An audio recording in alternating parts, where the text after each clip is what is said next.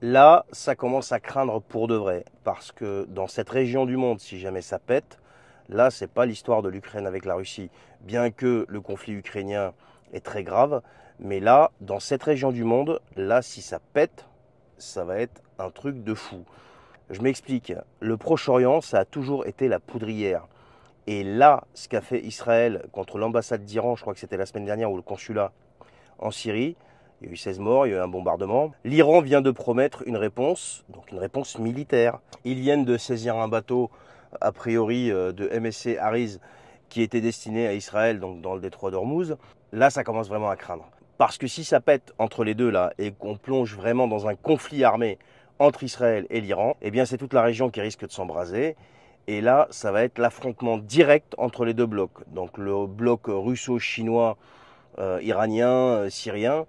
Bon, syrien, ça ne veut pas dire grand-chose, hein, parce que Bachar, il se fait taper dessus depuis je ne sais pas combien de temps par Israël, il n'a même pas envoyé une seule petite cartouche. Bref.